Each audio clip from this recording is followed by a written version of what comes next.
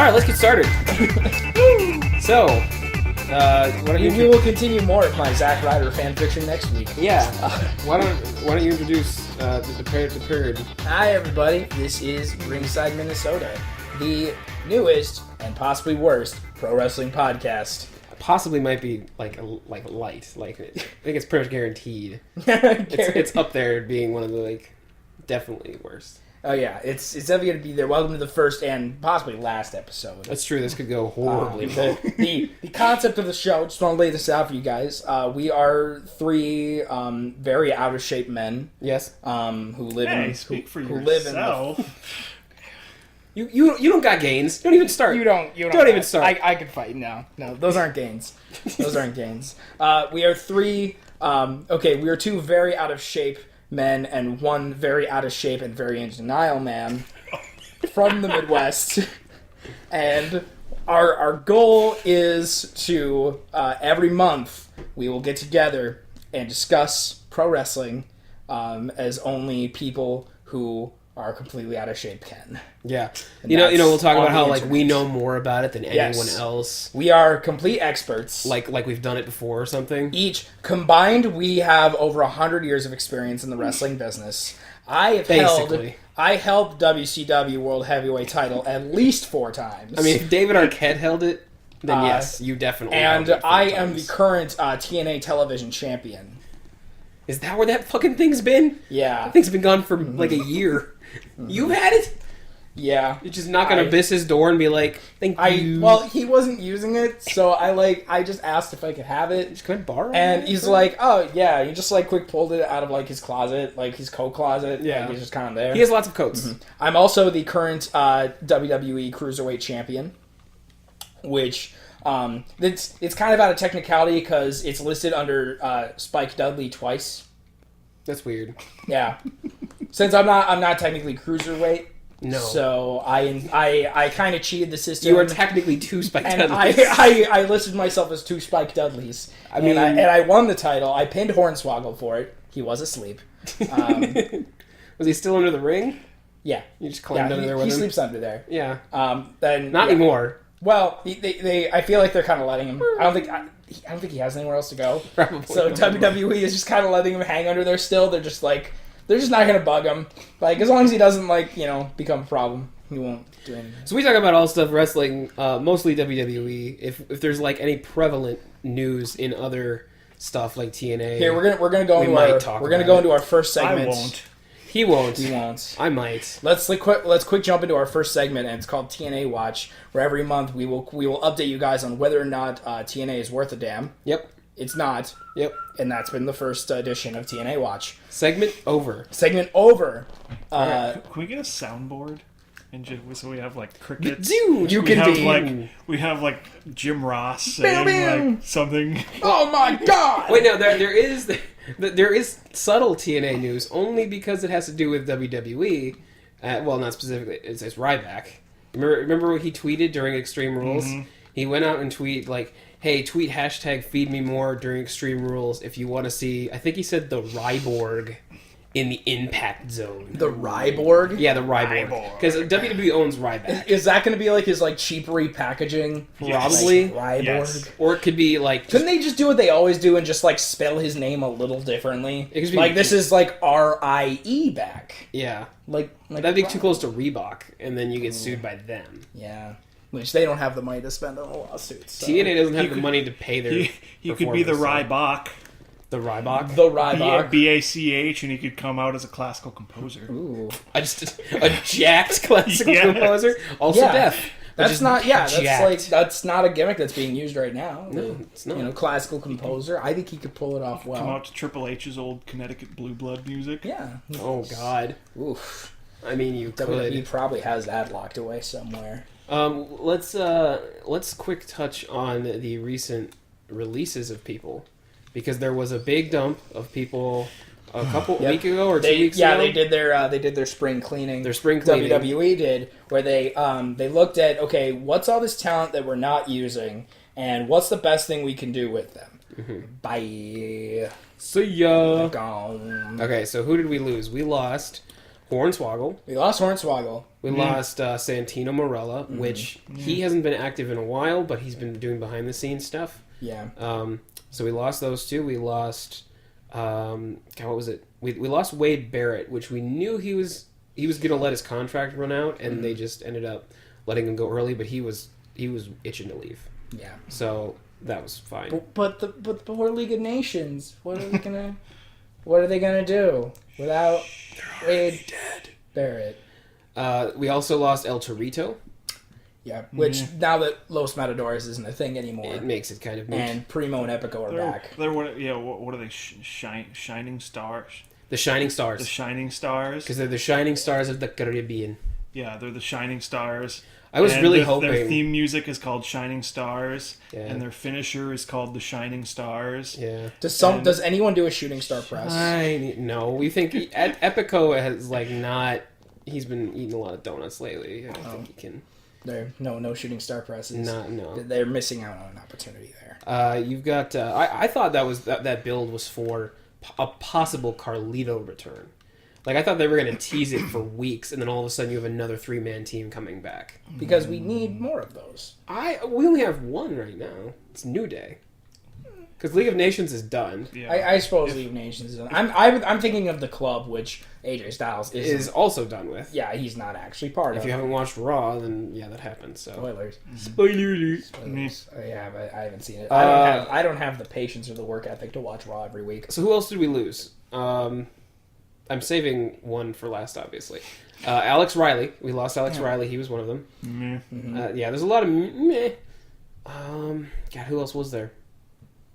I'm blanking. There's a couple women. Was it? Yeah. Who? You don't know their names because they haven't been relevant in a long time. No, because I did. I don't. Is it? This is a really awkward part of the podcast. You know, you have we all have these like magical computers in our pockets. Yeah. We could look it up. I mean, okay, so there's been because Cameron was released later, not during that big bunch of stuff. She was released shortly after that. Mm-hmm. Which since the Funkadactyl split, she hadn't done much since. So. She went back down to NXT and started wrestling there, and it just John, your phone is making the crackles. John, the universe can hear your Trying phone. to help. No helping. No. You just made it worse. We have to start the podcast over. Oh. We also had so the big name from the spring cleaning thing was Damian Sandow, which upset many people. Lots of people, which made no sense, I guess, because it was just like why on earth are we getting rid of this guy who's got potential for days? I think it makes sense. Beloved by and he's beloved everyone. by everybody. I think it makes sense letting him go because WWE has made it perfectly clear that they aren't going to do anything with him. I suppose they're very interested in the opposite of that.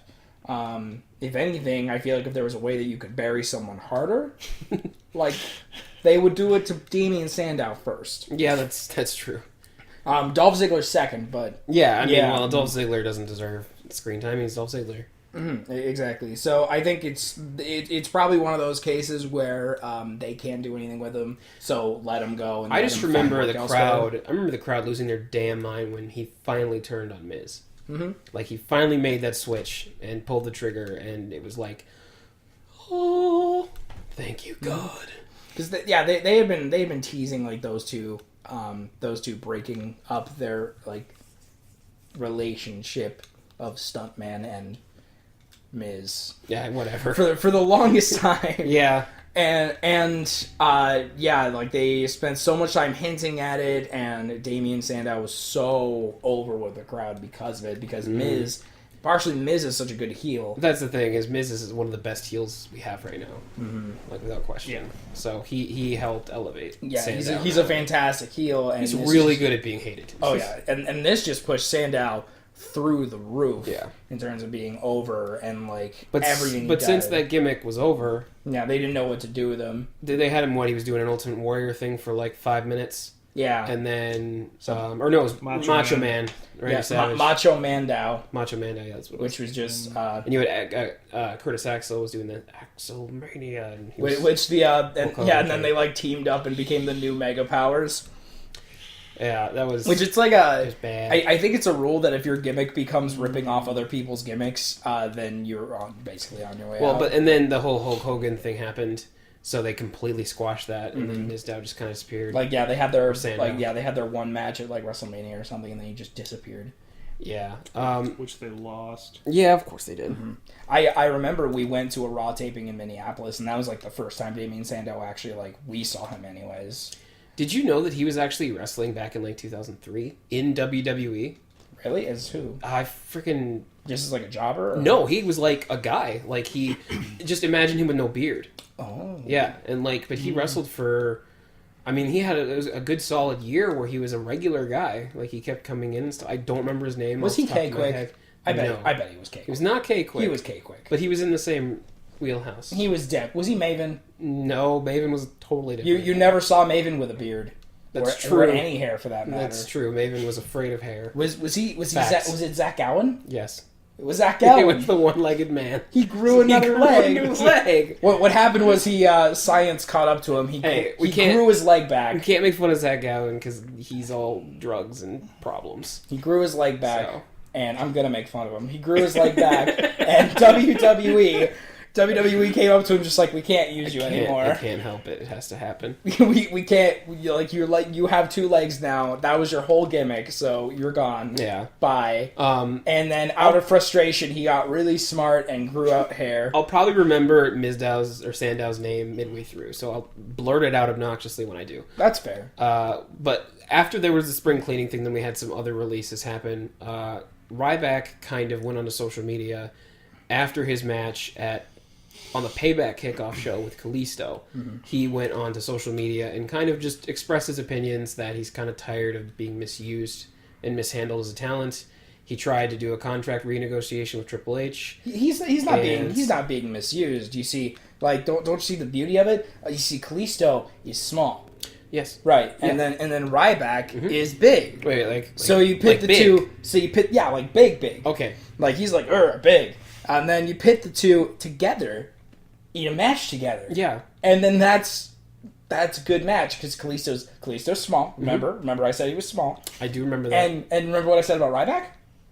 He was big. Yes. Yeah. Yes, he's big. Okay. So they're not misusing him because he's big. Right. And then he wrestled the small guy. Now, not to hate on their feud, because their match at Payback was killer. Like, on that kickoff show, like, that was probably top 3 matches that night. Ryback coming out with the belt that said pre-showstopper. Yeah. And then they were in one of the best Chicago. parts of the night. They were in Chicago, and he made fun of CM Punk, too.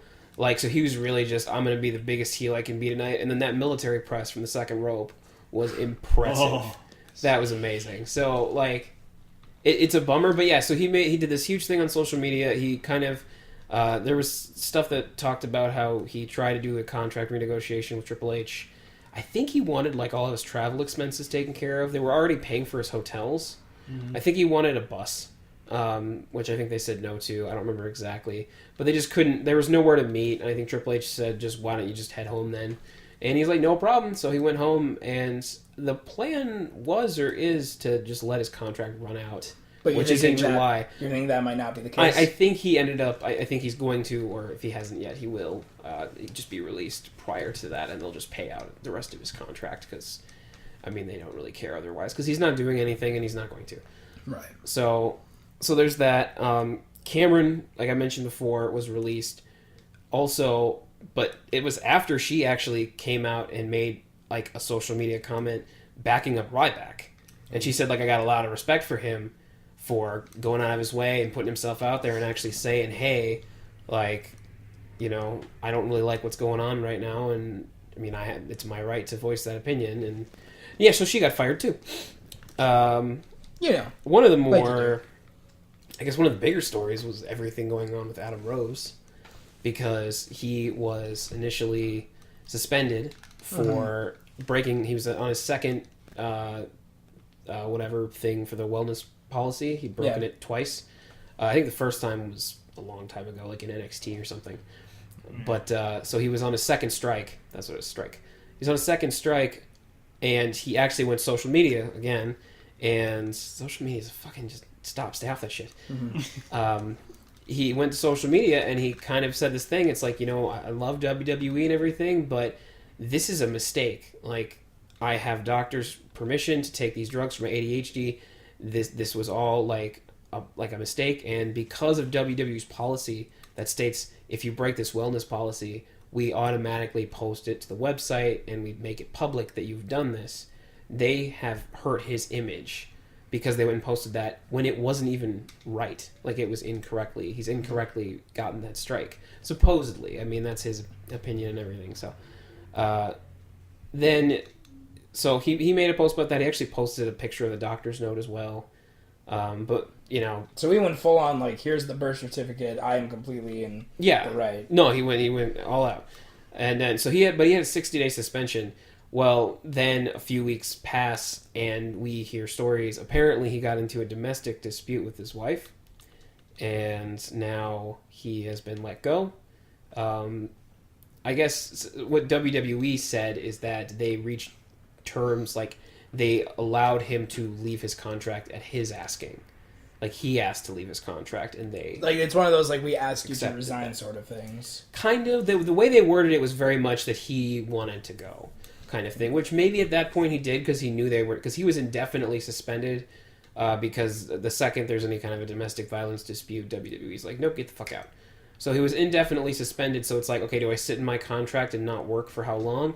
Or do I go to WWE and say, can I get out of my contract so I can go work somewhere else? So I'm sure he did kind of push to do that because he needs money. I could see a character like Adam Rose showing up in TNA, or something like that. I feel like he would be better suited for a dying wrestling business. Oh, I'm kidding. That's depressing. I'm kidding. Adam Rose is great. Yeah, it's so funny. I really wanted to see his former character come back because he was in NXT. He was Leo Kruger. Yeah. And he came in as like a South African, like crazy, like hunter kind of guy. Mm-hmm. But he was intense and he was jacked and it was really cool. I think the whole Rosebud Party Boy gimmick, I mean, it worked for a while. But he definitely needed a reworking of his character. Well, they did rework his character because then he became the Party Pooper. The Party Pooper. And his gimmick was he came out to the ring and he pooped on all of our parties. I was there. It happened. It was very unfortunate. We were all there. That was the craziest thing. It was awful. That was actually, I don't know if that was a televised match. When we saw the Raw taping. Was it televised? It was televised. Was it? Okay. Oh, that match? Because Yeah. it was him versus Curtis Axel. Yeah. No, that was just the house one before. Yeah, that was the dark match. That was the dark match. That was for the hometown boy to get. Yeah, well, that was because Curtis Axel, from Minnesota, so give him a little something. That was wild because when Lesnar came out at the end, like, didn't they have fucking streamers and shit? They did. And like they had streamers and they had like it was they exciting. had maroon and gold confetti falling from the sky, and then they had Undertaker show up and in true Minnesotan fashion hit him right in the gonads. Just good times. Okay, so hometown boy or not, I was legitimately like 1,000 times more excited to see Undertaker. Really? Than Brock Lesnar. I was so tired of Taker because I think that was the second time he'd hit Lesnar in the balls. I mean, so I was kind of just like, don't like. Well, I mean, it was cool to see him. That whole thing, the whole hitting him in the balls or whatever, that wasn't that wasn't super great. But just the fact that it's Undertaker in person. I would have rather seen a full Undertaker entrance though. Yeah, because that is like breathtaking to watch, like a full Undertaker, smoke and blue lights and everything in the lightning. It's a sight to behold. Mm-hmm. But let's jump to injuries. How's our injury status going? We just got back. What? What About Stardust? Oh yeah. Oh god, that's right. We have to cover that because that just happened yesterday, right, or the day before. Yeah. So Cody Rhodes tweeted out that he had asked to be let go of his contract, and that he would kind of explain later what that was why the reasoning behind that. And so WWE then made an announcement and said, Cody Rhodes Stardust has been released at his request from his contract, and then he went on to Twitter and posted this super long thing. Like he basically wrote a book about his departure. Yeah, mm-hmm. John, you read it. I read it out. You want to touch on that? Basically, from the gist of it was he went to Vince and said he wanted to go back to being Cody Rhodes. He was really sick of the Stardust gimmick, and he wanted to make a World Heavyweight Championship push. Yeah. And Vince and Triple H both said no. Like, Stardust is your little part to play in this big grand story that we're doing, and that's what you're gonna do. You're gonna stick to it, and you're gonna be happy with it. And you're gonna keep making an ass of yourself to random celebrities, and you're gonna like it. And he said, "No, I'm not." Gotta go, bitches. Oops. He ended up in that explanation. He kind of touched on how he tried to talk to the writers, the creative guys, and they would just duck him. Like, they wouldn't return his emails. Like, he had all these different ideas of things he wanted to try, and they would just blow him off. Like, to the point where if he actually saw them in person and he tried to talk to them, they would be like, they pretend they're way too busy to talk to him right now. And it's just like, how, really? They pretend to be on a laptop with a blank screen. Yeah, what a freaking joke. Come on. So, I don't know. It just seems very... The maturity. You would think someone like, Cody Rhodes, my father's the American Dream, Dusty Rhodes, my brother's Goldust. I matter. Please pay attention to me. I do. I'm a person. Yeah. Please help. I don't know. I feel bad that someone who's been there for 10 years and just kind of was very hit and miss with the creative behind him. I feel bad that it finally took, he got to this point of frustration where he had to just say, you know what, it's not even about the money anymore. This is about my personal pride, and I deserve better, so I'm going to just take my business elsewhere. Yeah. The pedigree that he has. Well, his family and everything. His dad never got the heavyweight belt, and that was the one thing he wanted. Yeah, he swore that someday he would get that, and he just sat and dwindled in the mid card forever. So he spent I understand his frustration. He was with the company for about 10 years, and he spent the entirety of it just kind of in the mid card, always with somebody else. Whether it's he was teamed up with Randy Orton, or with Ted DiBiase Jr. or Goldust, or Damien Sandow. Yes, he even played second fiddle to Damien fucking Sandow. He had a couple runs as IC champ, and a couple tag team runs too. With I think he was champs with Sandow, and Hardcore Holly, and Ted DiBiase, and Sandow. So. You said... Oh, and Goldust. Sorry. Goldust was the last one. I was going to say, wasn't there a Goldust run? Yep, and there's so he had plenty of tag title runs and stuff. But it's kind of everyone's there for, the heavyweight belt. That's the pipe dream, So I definitely understand his frustration. Just never being given the ball. Especially when you feel like you've been there long enough and you've earned that, give me a chance to run with it. And instead we get Roman Reigns shoved down our throats. Right. So... we would, Cody Rhodes, we would give you a shot. But we have, we're completely booked solid, with Roman Reigns. Right. We just, Roman. We have to. I could... Roman Reigns! So here's the thing. More Roman Reigns! Okay, here's the thing. Cody, not enough Roman Reigns. Cody, we're going to make you World Heavyweight title. But we need to alter your gimmick a little bit. First off, we need you to grow your hair out. Make it nice and shiny and black. We need you to become Samoan. Get a lot more tattoos. Can you possibly become blood brothers with The Rock? Would you be able to fit that in? And the Usos. That's pretty key. Yeah, we need you to get super tight with them. It's important. And then we're gonna put you in a bulletproof vest and some military shorts. And then how do you feel about booze? Because that's gonna happen a lot. You like that? That's a thing you like. If you didn't before, you like it now. By the way, I know you're married. Stop it. Yeah, you're not married. Actually, you are. You have a kid. Yeah. Just be married to someone else and have a child. The being Samoan thing is the huge part. It's key. Yeah, it's important. It's funny how WWE has so much of their roster has heritage tied to it, with Cody Rhodes and with Curtis Axel, and with those cases they don't give a fuck. No.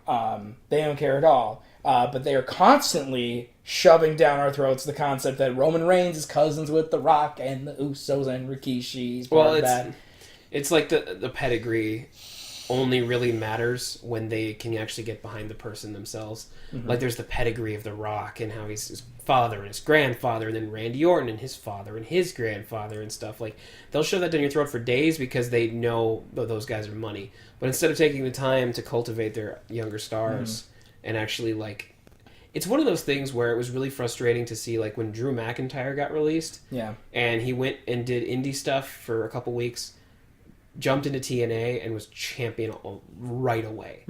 And then, but they actually gave him a storyline that made you believe that could happen. Whereas when he was doing that 3MB shit in WWE, you never think of Drew McIntyre as heavyweight champion. It's the same deal when Christian came over to TNA for a while. Yeah. And yeah, he was completely frustrated. He was like in the tag team scene or like the intercontinental scene, not doing much. And then like the first thing he does when he shows up in TNA is he takes on Jeff Jarrett and takes the NWA title. Exactly. Like it's, it is nice that other promotions like that exist where other wrestlers do get a chance to kind of shine as champions. It's the same deal with Matt and Jeff Hardy right now in TNA are, in this big ridiculous feud. And they're not that sort of thing would not be happening as like a main event deal in WWE. That would be like did Matt and Jeff Hardy ever feud like when they were in WWE together? Yes. They did. It was probably a while ago. It was. Sorry, I had to restart the camera. How to restart the camera? Yeah. Yes, because people need to see our ugly mugs. It's important. Yeah. It's the same deal. Like when I see when I see younger wrestlers who have like have some sort of heritage, but it's all that the creative team's willing to push is their heritage and not actually give them like an identity of their own. Right. Like with Charlotte and Natalya, which we'll get to. Yeah. Later. I will vent my frustrations about that when we get there. But yeah, Cody Rhodes probably did the right thing. And hopefully he can. Yeah. He said he'll continue wrestling in some capacity, and hopefully he can find success elsewhere. He definitely made a point to say like the money was never a thing to him. Like he never even looked at like his checks and like the breakdowns of like the money or anything. Like it was always just like he was a wrestler. He loved wrestling. That's what he wanted to do, and he was in the place he wanted to be. And so now it's like. The thing is, if you saved your money, whatever, I mean, you can go work at a fucking pizza shop now for the rest of your life if you want. You could be like Daniel Bryan and just garden all day. Garden and lift. Yeah. His Instagram is just him gardening and him at the gym. All it is. It's amazing. Like, Daniel Bryan, since retiring, has actually become a 70-year-old woman. Because they lift. I checked out his Twitter, and that's like all it is him like, oh man, the pomegranates are growing in nice this year. You gotta, because when in your old age you gotta keep in shape. Yeah. So you gotta hit that gym. Gotta get your fitness on, and then you gotta tend to your garden. That's a little hobby. I want to see him start tweeting about like going on like cruises and like playing bridge with the gals. With the gals. Yeah. It's bridge night. It's my turn to bring the cheese and cracker platter. It'll happen. It's going to get pretty wild. Okay. I'm getting the good box of wine. Let's touch on the current injury list then. So who's injured now? Okay, so we just got back Seth Rollins. Yep. At the end of Extreme Rules, which we will... Spoilers. We will discuss. There'll be a spoilers thing probably in the title of this video too, because this is a Extreme Rules recap, so It's pretty clear. So spoilers. So there'll be a spoiler warning? Yeah. So I can spoil everything. I mean, we're going Snape kills Dumbledore. Son of a bitch. Really? Han Solo is killed by Kylo Ren. Not only that, Han Solo is Kylo Ren's daddy! Well, that one's obvious. Well, that's... Sorry, whatever. That one's for clear. Really? Son of a bitch, John. You didn't see the new Star Wars? Yeah. Science fiction's not really my thing. But it's Star Wars. Get out. Get out. Science fiction isn't your thing, and yet we're talking about oiled up guys fighting each other. That's John's That's my thing. That's the shit. That's my jam. Star Wars? Nah. Val Venus? Gimme. So that's a good example. With a side of Zack Ryder. Yeah. Just that little, a little Zack extra Ryder. spoonful of Zack Ryder. You got me. All right, so Rollins just came back. Cena is coming back next week. When's Orton coming back? We don't know yet. Is he ever? He's due to come back anytime though. Like this next month for sure. Like for sure. Same with Bray Wyatt. Yep. Tyson Kidd still unknown, but he had a really nasty like spinal cord injury. Samoa Joe ate him. Yeah, Samoa Joe's like, you know that muscle buster thing? I'm going to use it to kill you. So he actually had a spinal cord injury as well as I think. Maybe he did. Maybe he did it as sort of stuff. like maybe Samoa Joe did it as like a sacrifice. So because he saw the potential of Cesaro as a singles competitor. Yeah, and just was like, and he just like, I need to, gotta get you out. Gotta go. I gotta set this guy free. Yeah. You are the Marty Jannetty to his Shawn Michaels. This is... That's good. I like that Good. reference. Okay. Who else we got? What other guys are hurt right now? Neville. Neville's still hurt. Still not sure what his ETA is. I think it's another 2 months though, at least, because I think he had a 6-month thing with his ankle. Who else we got? There's actually a pretty healthy handful. What's Nikki Bella doing? There's a good handful of women that are still out because Nikki Bella still got 4 months maybe. Paige just came back, right? Paige just came back. She had concussion. She had a concussion, but she's back. Supposedly Sasha Banks has some head stuff going on, so she might. That's big rumor. Emma blew a disc in her back like 2 weeks ago, so she's out. Naomi is out. Tamina's out. Brie Bella retired, right? Brie Bella retired. And she is currently gardening with Daniel Bryan as we speak. They garden all the time. Yep. So it's a lot of people that are... Do you guys think that if Daniel Bryan, since retiring, has become a 70-year-old woman and just gardens and does, plays bridge all the time, do you think Brie Bella has become a 70-year-old man? She just she just drinks a lot and plays golf now and... Sits on her porch. Yeah, sits on her porch reading the newspaper, and then at night goes down to the Legion, and meets up with her old war buddies and just kind of trades stories. Maybe Keeps Daniel Bryan from eating the garbage like the goat he is. No, that goat. Where's goat? They constantly argue all the time about what the thermostat should be at, and then they You don't need to be 70 for that though. True. Yeah, True. That's pretty you just need to own a house with somebody. Yeah. And then at night they have really dusty sex, and it's a great time. Dusty? Yes. like roads?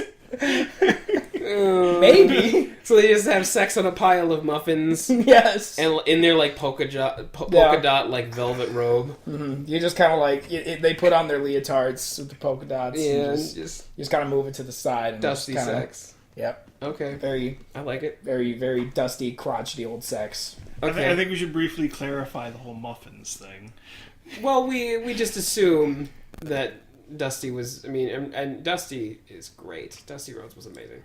However, in Legend. In his old age... We have this running joke... He was slightly entertaining. Where, they would bring him onto the kickoff panel, and he was easily the most entertaining person. For those who never got a chance to witness that enjoyment, you know how like Booker T or Jerry the King Lawler on the kickoff show, they'll just they'll just start saying shit that makes no sense. And you think that if I unscramble these words, it'll make a legitimate sentence about what's going on, but I'm not gonna put in that work to do it. Picture that maxed out to 11, and you have Dusty Rhodes on the kickoff show. After a while, it was very much like, what do you think he's thinking? Probably about muffins or just something. Because he would just sit there. A brief recreation.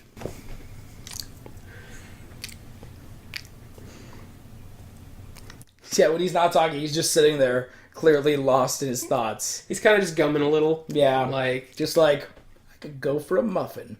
Perhaps blueberry, perhaps banana nut. Maybe they'll have apple cinnamon at the catering table. They don't always have apple cinnamon, but when they do, it's pretty great. Last Survivor Series, they had apple cinnamon muffins, and I didn't get one because R-Truth ate all of them. I hate when R-Truth eats my muffins. I also just hate R-Truth. Let's not go there. We don't need to... He's from a different time. Respect the dead. All right? Dusty Rhodes is a treasure. Let's not make him racist in the afterlife. It's not fair. But I'm not saying he was intentionally racist. It's what were we talking about? He's just from a different time. The injured list. Yeah, we pretty much got through all of that. We were talking about muffins. Yeah, we were talking about apple cinnamon muffins. That's right, we were. They had apple cinnamon muffins last Survivor Series, What are we but doing here? Let's go get muffins. Yeah, cancel the podcast. We're done. Fuck this. Okay, John. We need John's rumors. because you always have rumors. What are the rumors for this month? We're at this point? We're at this point. We're doing Okay. it right now. We're doing it right now, and then we're going to jump into Extreme Rules. Okay. The meat of the show. Yeah. Well, I guess... This is like the bowl of mozzarella sticks. One's a bigger rumor, one's a smaller rumor. Do you want the bigger one or the smaller? Start small. Start small. Small one? Yeah. Okay. I was doing some poking around because Cena's coming back. Yep. And the rumor is that he's going to... The person that he's going to be feuding with when he comes back... Can you guess? One guess? Rusev, yeah. No. No? Alberto Del Rio. But no one cares about Alberto Del Rio. Maybe it's a push for Alberto Del Rio. Why would they push someone like that, though? Especially putting him against Cena, which as To be fair, that's how they took the belt off him in the first place. Yeah. So Cena's going to come back, eat him, Yeah. and Absorb his strength. And then go after Rusev. Yeah. He's gonna do like a Majin Buu Cell kind of thing. Yeah. Where like he absorbs them, he becomes Juan Cena. Juan Cena. And then he goes after Rusev for the US title. then he's going to dismantle the already dismantled League of Nations. Yeah. He's going to take them down mercenary style one at a time. He's going to trick them into reforming just so he can break them up again, one at a time. He's gonna go to the League of Nations, which at this point is just Sheamus and Alberto Del Rio just kind of sitting on a couch watching reruns of Friends in the locker room. It's not even Sheamus, because he's busy with his movie. It's just Alberto Del Rio alone. It's just sad. And then he goes and wrestles on main event when they call him. Only when they call him, though. He's sitting on. There's just like a couch in the locker room, a big one, a big comfy couch, Of course. if you will. And it's sitting there is Alberto Del Rio, Jack Swagger, Rob Van Dam. Oh, man. This is getting worse. Diamond Dallas Page. What are you doing? Don't hate on DDP yoga. It's not your mama's yoga. And they're just sitting there, and they just like they're in like a separate room, and every time the door opens, they just like jerk their heads like meerkats. And it's just like Triple H being like, okay, who wants the job to Roman Reigns? Who haven't we used to win a while? Swagger, get out there. Put me in, coach. I really like Jack Swagger. Totally off topic here, but like, I don't know, I always liked him. He's all right. He's good. He is. And then he had the We the People thing, and like, I didn't like that. But yeah, he had a really solid heel gimmick and stuff like that. It's just, I don't know, he's a fucking trash bag wrestler for Kurt Angle, so yeah, that's true. Well, we don't have Kurt Angle, so someone's gotta do it. All And right. that someone is John Cena. How do we lose Ryback and Stardust and freaking Jack Swagger is still clinging on? yeah, I don't know, because he could still job. I think people have just genuinely forgot that he's there. He's sitting underneath the kickoff Like- show table, just He won't was find gonna me. get fired. They can't fire me if they can't find me. He's underneath the kickoff show panel with a bag of what's left of Dusty's muffins. Just like sad. just hiding under there. Just like, they can't fire me. I'm still getting paid. I don't. Okay, next. So- what's okay. the other rumor? Okay. This is the Wait. big one. We should decide, like, so is that rumor legit or bullshit? I think there's no way. I don't think they'd waste their time on Alberto right now. I think the WWE. I'm gonna say that rumor's legit because the WWE would do something that's stupid, Oh, maybe. like make John Cena feud with Alberto Del Rio, because they're not gonna put him in the title picture. They tried putting him in the U.S. title picture, and look what that got him. So they're probably not he going to just even feuded with a bother. different Mexican Yeah, like they're not even who going to could actually wrestle. They're not going to put him in the Intercontinental title because everyone's already in the Intercontinental title picture. I guess I can't hate ruin it. I can't hate on Del Rio because he's actually really good. It's just he just doesn't have a place right now. Yeah, it doesn't make any sense. It wouldn't really do anything for either of their characters, which is why I think WWE would actually do that. Okay. So I'm going to say it's legit. All right, John, your second do. conspiracy. I feel like there should be like some graphic, like Its its own like John's rumor corner. Maybe there already is. You don't know. John's Da, da, wrestling da, da, da, conspiracy da. of the week. We'll see how motivated I get. We'll see. Sweet. Editing Victor, good luck. I'm talking to you from the future. Yeah. Me from the future probably doesn't appreciate it, but Probably not. go ahead. Yes. So, in next month, Money in the Bank. Yes. Yeah. And from what I've read from numerous sources, there's going to be two. 2 Money in the Bank matches? 2 Money in the Bank matches. Now, okay, the last time they did this, it was a Money in the Bank match of all former heavyweight champions, and then a Money in the Bank match of all former never heavyweight champions, I believe. Now, you think that's what they're doing again? No. No? Well, No. what do you... One's going to be women. Yes. Oh, really? WWE has been strongly kicking around the idea and kind of testing the waters to see how people would feel. That would imply making a women's ladder match. They've done it before. I guess my issue with that is just that they need all their women to come back then because they're all fucking hurt. How many women are left that could fill a Money in the Bank? Because ladder right match? now you have You have to put literally every woman who's still active. you have there. Becky, Paige, Natalia, Dana Brooke has just been called up probably because all the women are damn injured. Mm-hmm. Alicia Fox is still holding on.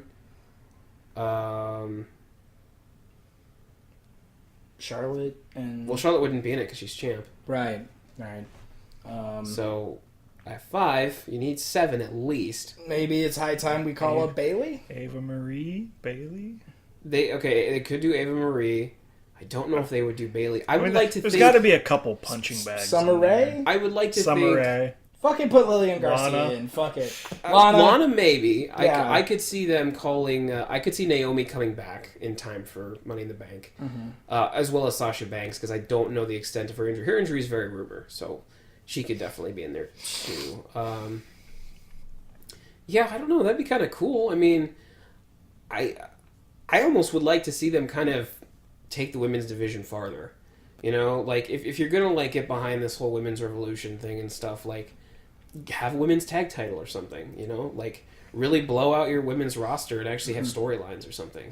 I am already going to make a prediction Oh, on this day, May the 25th, that Paige will win. you think Paige is gonna win? I'm not only saying it's going to happen, Paige but will I'm win. saying Paige is the winner. Like, already just... Well, We might as well just not do it then, because Paige is the winner. I mean, okay, I'm gonna say it won't happen. I don't know if they'd want to fill that much time, and like with, because that's a long match. I mean, unless they just completely botch it and just fucking run through real quick and make it crappy, which I guess I could see them doing that too, just to like say they did it. Like, look what we did. We like women. Yeah. So, I guess it'd be cool, but I don't think it's gonna happen. If I had to pick someone to win, I'd probably pick... See, I want to say Sasha, but I would say no to that because I think she's going to legitimately be the number 1 contender for SummerSlam through some means. So if you have... They would put it on, typically, for Money in the Bank, they would put it on like someone who's not really doing anything. Yeah, like, but you could see them being champion. Yeah, someone who's like at a some mid-carder point. who like would have potential for champion, and it would be a way to kind of catapult them to main event status. I would probably see them putting it on Becky Lynch. I would say if she's back, Naomi. If not, then Becky Lynch. So those are my votes. That being said, I do not think... I think it's bullshit. I don't think it's going to happen. I don't think it's going to happen either. Mainly because, again, I'm distrusting the WWE, because that's a really good idea, and WWE doesn't have a good history of good ideas.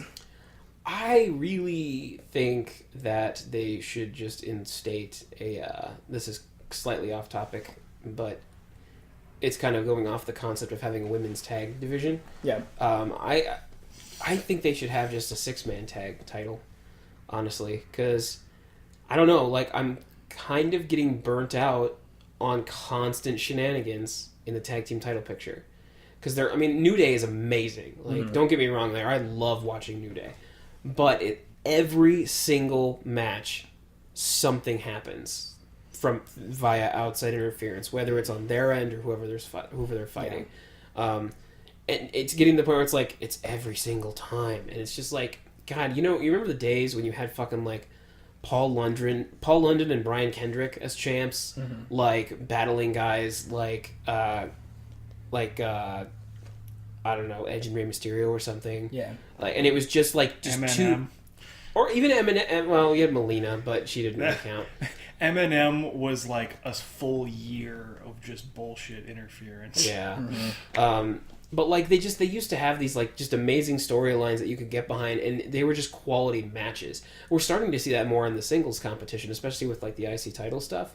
There's like just a lot of quality singles matches that you can go back and watch 1,000 times because they're so good. Whereas with the tag title things, it's just this constant barrage of non-finishes or like, underhanded this or deception that, and like sneak in here and sneak in there, and I'm getting burnt out on it. Honestly, I think that could be said not just about the tag team division, but I think about every division. Like you see it, like every pay-per-view has to end with some kind of shenanigans. Why can't the women's championship match just end clean? It hasn't in how long? I don't know. Like even WrestleMania, it didn't end clean. WrestleMania didn't. Payback, you had the new screw job for whatever fucking reason. That was stupid. And then, yeah, you had what happened in Extreme Rules. And it's just like, why is this so hard? Because women are jealous bitches. No, it has nothing to do with that. But WWE thinks that, and the way I look at it, as long as Vince McMahon still controls WWE, the Divas Revolution will never be like completely it'll start turning slowly in the direction. Yeah. But I feel like true equality between women and men wrestling, like I don't think that's gonna happen for a while still. I don't think the roster's big enough to really start pushing that anyways. The roster's not big enough, and I feel like they're not going to push women's storylines because they're not they haven't started, and I don't see why they would if they're that disinterested. And yeah, it's a tiny roster; they're not expanding it. Pretty much anytime a female wrestler gets involved with like a male wrestler storyline, it's always like a case of like someone's arm candy or fighting over a girl or something like that, and it's all shit that we've seen before. And it may have been acceptable then, but it's definitely not acceptable now. And they still do it. Yeah. Oops. Yeah, we could do a whole podcast on shit we have problems with, which maybe we will. But let's jump into... Quick disclaimer. Oh. I do not personally believe that women are jealous bitches. The opinion expressed prior is of the WWE and not me. The opinion expressed prior is that of Booker T. It is of John's WWE character he made in SmackDown vs. Raw 2010. Yes. That guy was a dick. All right. Fuck that guy. Fuck that guy. So let's move on to the meat of the show. Which is we're going to recap match by match our thoughts on the most recent pay-per-view, which was Extreme Rules. Today's Tuesday, the 24th. It was 2 nights ago. Yeah. John and I watched it live. And then I watched it earlier today, and it is fresh in my brain. Yes. I thought it was the 25th. Wrong. It is the 24th. Shame on you. So when you said earlier that Paige was going to win, that doesn't go into effect until tomorrow, guys. Yeah. So you can dibs Paige if you want. It's fine. You have until then. Okay, so we can start with the kickoff show, I suppose, which Varg, you didn't actually watch. I didn't watch it because I don't like having an hour of my time taken from me. Yeah. There was a tiny little gimmicky thing where they had Big Cass and the Dudley Boys squabble a little, and then Big Cass beat them up. Now why by himself? Why are the Dudley Boys and Big Cass going at it? I mean, they were feuding day one. Okay. When Enzo and Cass showed up, the very first guys they butted heads with were the Dudleys. Right.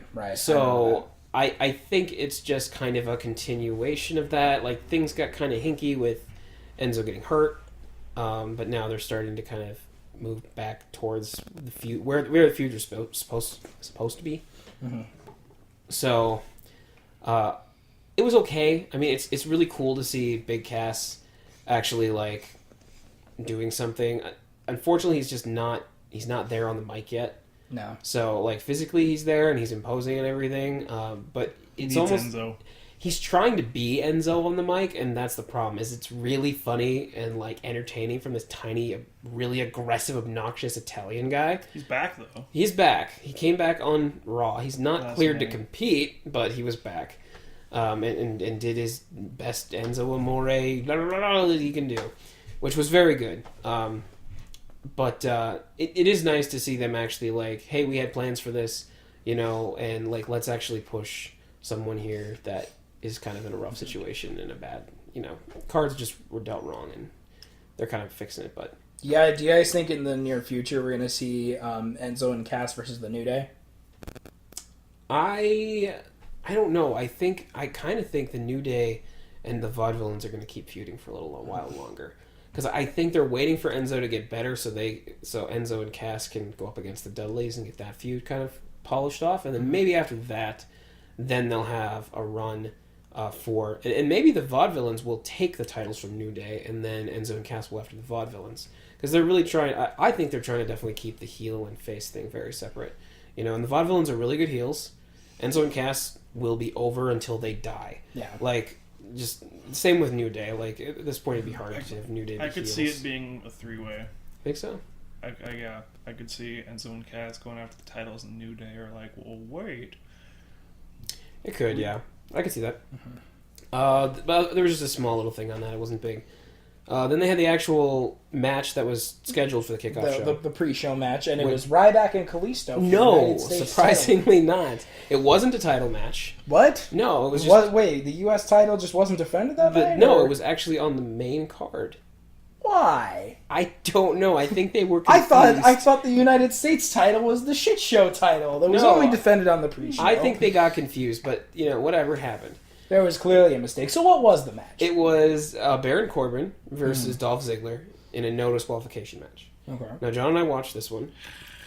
It was kind of a snooze fest. Kind of a snooze fest. It was a no DQ match, and there was literally only one thing that happened that was even something that warrants a disqualification. So that was frustrating. It's like, this is a no DQ match. And I get it's on like the pre-show, so maybe they're just trying to like pull people in. Like, hey, so it really had no business being a no DQ match. Yeah. So I mean, it was just this little thing. I think Baron Corbin should have beat Dolph Ziggler last month at Payback, but for whatever reason he didn't. Wait, did they fight Payback or did they fight on Raw? I don't actually remember. They fought at Payback. Did they? Ziggler won. And Ziggler won. I don't think Ziggler should have won that. Now, are they fighting for like laughs and giggles, or they don't like each other? Did Dolph Ziggler call him like a lazy millennial or something? Or they don't like each other. Also, Baron Corbin's probably older than Ziggler. Yeah, probably. But either way, it's very, I guess, frustrating to see. I mean, not that Dolph Ziggler should just like inherently be jobbing to people, but Ziggler's a great performer, and to use him to push Baron Corbin, who they clearly wanted to push, because why else would they have him win the Andre the Giant Memorial Battle Royal? Like, that would have made the most sense. Like, button up that feud quickly and like get Baron Corbin onto different things. But instead, they made him lose his first pay-per-view match to Ziggler clean, which I didn't understand. So it was nice to see him win. It was definitely very nice to cement him as kind of a very solid heel with the way he won, which was the only point where he could have been disqualified, which was a low blow, which we almost never see anymore. There's very rare you see low blows in regular matches or DQ matches even. So it was definitely different. Except for that period of like 3 months where Undertaker was just handing them out. Well, yeah. It's just like... I handed them out to everybody. I can't beat Brock Lesnar, so dick punch. Yes. Just out of sheer just frustration. Maybe Michelle McCool isn't putting out, so now no one gets it. I mean, she probably puts out. Probably. If you were married to the Undertaker, you'd put out. Why don't you guys start talking about the first match on the main card, which was the Usos versus the Club. Let me answer your question. Cesaro, what? Cesaro. Let me answer your question. Cesaro won, right?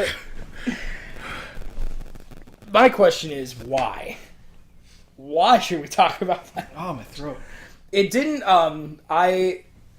Full disclaimer, I am not as invested in WWE TV, like just the regular TV, as much as these guys are. I typically just kind of come around for the pay-per-views, and I kind of have to fill in the blanks from there.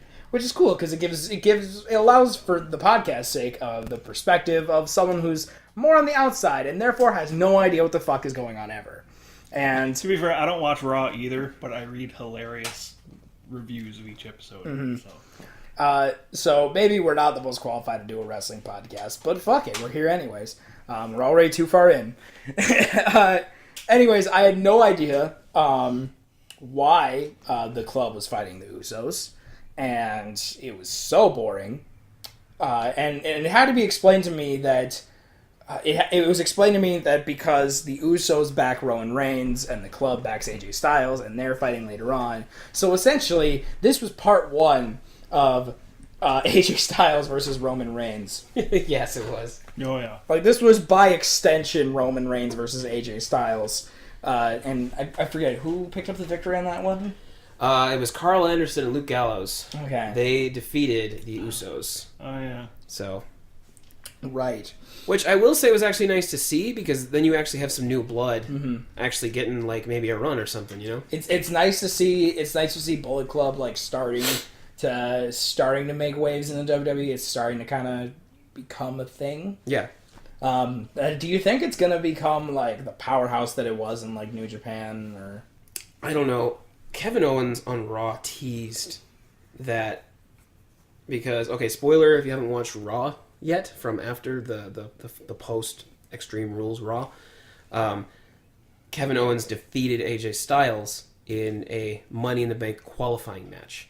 And after the match, he made a comment saying how he's not even the real leader of their little club. People interpreted that as like, whoa, Finn Balor coming soon?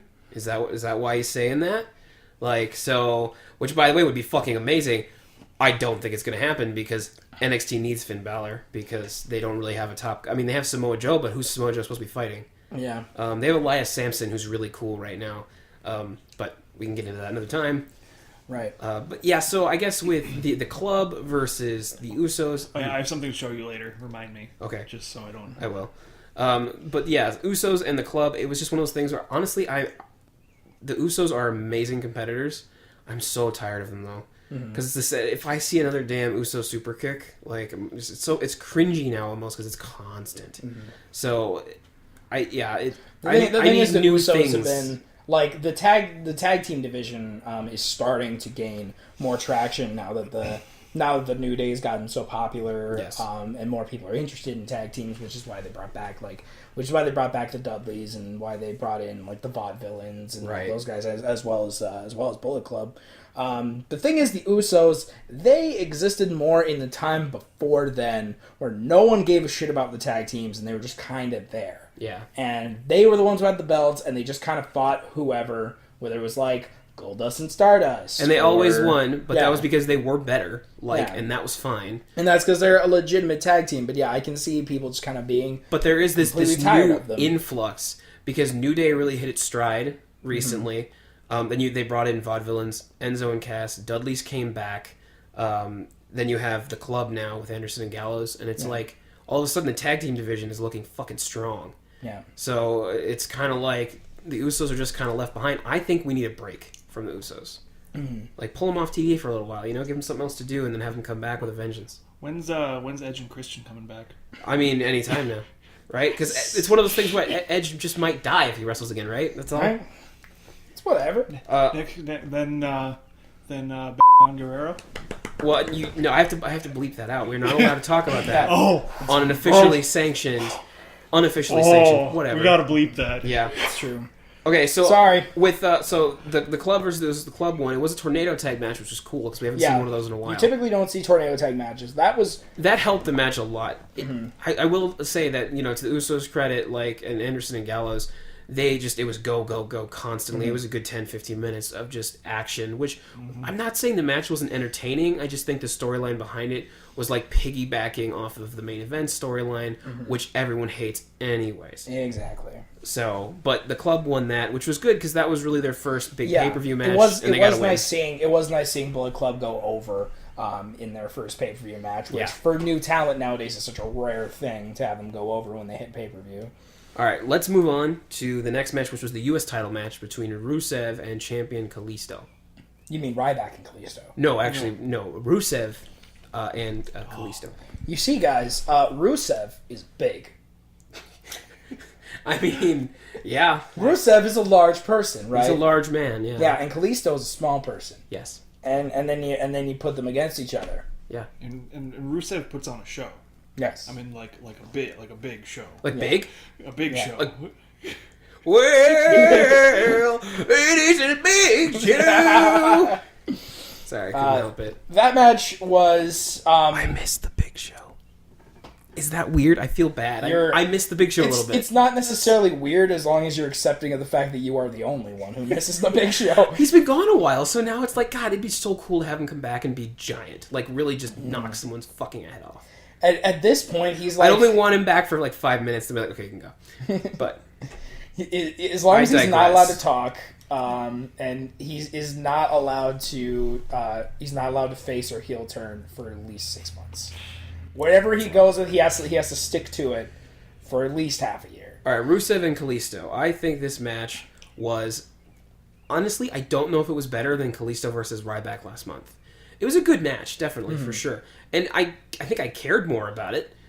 But at the same time, like, there wasn't any, like, crazy big spots. I mean, Kalisto is amazing. Yeah. Like, every time. And you have Ryback, who... Or not Ryback. You have Rusev. You have Rusev coming in. Rusev's one of my favorite guys right now. Just because he's big, but he moves like a fucking cruiserweight. Like, he knows how to handle his... Like Kevin Owens, kind of. Yeah. He's big, and he's intimidating as well. Like, his character and everything, he is just a powerhouse. Yeah, they had a slightly frightening spot near the end of the match where Rusev throws Kalisto off of the top turnbuckle onto the ring apron where the giant screen is. And you see Kalisto, and he sells it so well, basically acting like he was almost paralyzed. Like, major spine stuff. It was brutal. He was shaking, and like, so he was selling it amazing. And Rusev, the perfect heel, came in there, not letting the refs check on him. Like, no, we're finishing this match. I want this belt. Getting in there, kicking him, like, everything. Oh, that accolade, though. Yeah. And then the end with the accolade. That was so beautiful, because you could see it like in Rusev's face. It's like, oh man, he's gonna be counted as like out and like unable to compete. The ref's gonna stop the match. The ref's gonna stop the match. You could see that look in his eyes, like, no. But then I won't get the belts. Yeah. So I'm going to get in and wreck his shit. For Rusev's sake, I am so happy that he picked up the win. Because he, hasn't been doing much. He's been sitting on that couch with the League of Nations, just kind of doing fuck all for... Yeah. I think the biggest mistake was putting Rusev with anyone else. He doesn't need anyone else. No. He really doesn't. Him and Lana the concept of run. Yeah, the concept of Rusev working with others in general is just weird. Like, he's Russian, bro. He drinks vodka. He's a lone wolf. He's Bulgarian, though. That whole Summer Rae thing is like... I'm just happy that's done. With Ziggler dust in the wind. Yeah. Can we all forget that ever happens? Just the love triangle. Yeah, so Rusev got the win with a fucking back-breaking accolade on Kalisto. It was a fantastic end of the match. It was glorious. And it wasn't like there wasn't really much for like shenanigans or anything like that.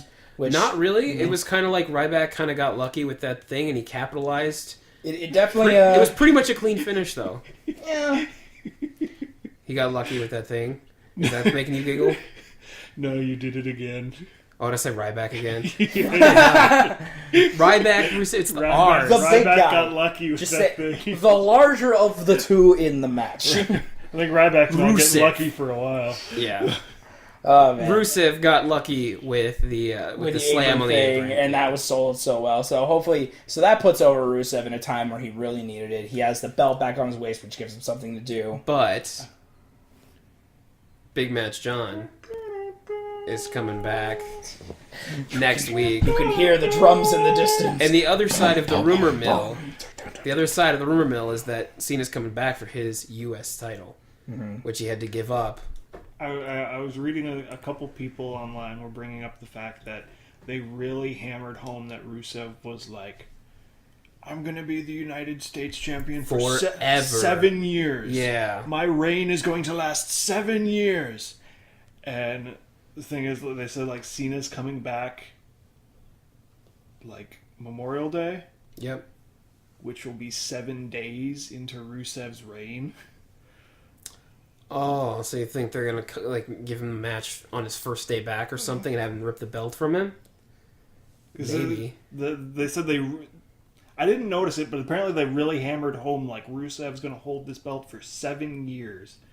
And Big Match John's coming back 7 days later. Yeah. Like, just sheer poetic justice, they're gonna... That would be really dumb. Yeah. Hopefully they don't do that. And would completely blow my rumor of Alberto Del Rio. It would. That would. Either rumor way, would you be are wrong. very fucked. Yeah. Either way, you are just gone. Yeah. Sorry, John. So Rusev comes out on top, new U.S. champ. Moving on. Yes, moving on. Tag team title match, New Day champs versus Vaudevillains. I actually really like this match. I did too. The Vaudevillains are killer. Like they're really it's so easy to hate them. Mm-hmm. So I mean they're doing a great job. This was a match that I was talking to you about when we watched it earlier today. I feel like this match had racial undertones to it. Like this entire feud. This is my theory here. This entire feud between the New Day and the Vaudevillains is all about racism. Because the Vaudevillains are from a bygone era where everything was great, like the 20s or whatever. The 20s would not be a great time for the New Day. A time where, without getting too far into it, let's just say they definitely would not be champion. They definitely wouldn't be on boxes of Bootios. No. And they're saying how that time, how that bygone era was so much greater than nowadays, and they want to dethrone the New Day from the titles to restore the division to that. So are they saying that by putting someone of Caucasian descent as tag champs, that would be it's all about racism? I mean, they're not saying that like out loud. No, but they're probably thinking it real. You could never do a serious angle about racism and have the New Day be involved. But this kind of it's in the background. It's implied. It's very subtle, but it's kind of there. And if that is the case, I think they're doing a very good job of it because the Vaudevillains are fantastic heels. It's true. And the New Day are just beautiful faces. And when they're not giving people concussions, they're really good performers as well. Exactly. Yeah. Exactly.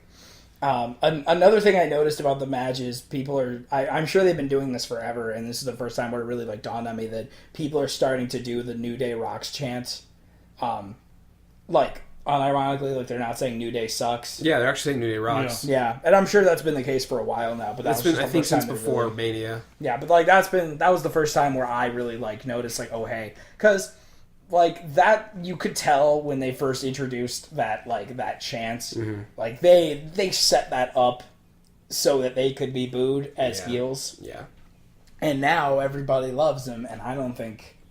I like how they tried to make New Day heels. But they were just too awesome. They were too, they were just too charismatic. Yeah. Too easy to love. Too easy to love. And I think it just reached a certain point where they just, sometime after, Mania last year, they just, stopped giving a fuck. Yeah. And they just kind of started just being entertaining. And that's when they started doing the shit with the unicorns and the trombones and the pop culture references and all that stuff. Because, the New Day's... original gimmick was just kind of a trash bag gimmick of the Nation of Domination. Yeah, you know, they just had this southern preachiness to it, and it was awful. No, yeah, it was bad. Speaking of things that I love, 3 words: shining fucking wizard. That's the finish on that match with Xavier Woods kicking Simon Gotch's face off. Ugh. So satisfying. It was really nice to actually see Woods wrestle. Yeah, that totally caught me out of guard. He's usually the cheerleader outside. Yeah, just wait, that's Woods wrestling. Yeah. A lot of people thought that was a tell. That's what I thought too when we were watching. Is shoot, are they doing that to maybe have him take the fall? Yeah. Because they don't want to make Kofi and Big E combo look weak. Yeah, Woods is the weakest link. But no, they just wanted to make him earn his paycheck and actually wrestle. Yeah. I feel like he was just sitting in the back locker room just playing video games, and Triple H hunted him down, just look, you need to wrestle. But I sit on the sidelines, make them wrestle. They're the good wrestlers. No, you need to wrestle. No, we pay you as a wrestler, so you need to wrestle. That could very well be. Yeah.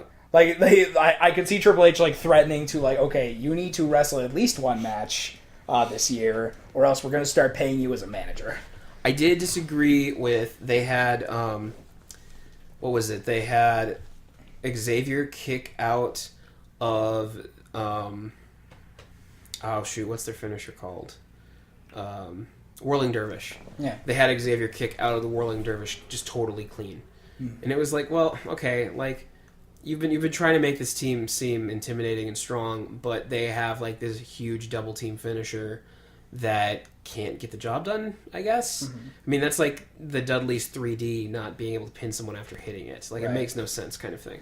Or even like the big ending with Woods or Kofi jumping off of the top rope kind of thing. Yeah. Like, that never misses. That's a never fail. You know? So to have the Vaudevillains thing fail just because reasons... Fortunately, that was frustrating. I think that sort of thing, I don't think that's going to hurt the Vaudevillains too much.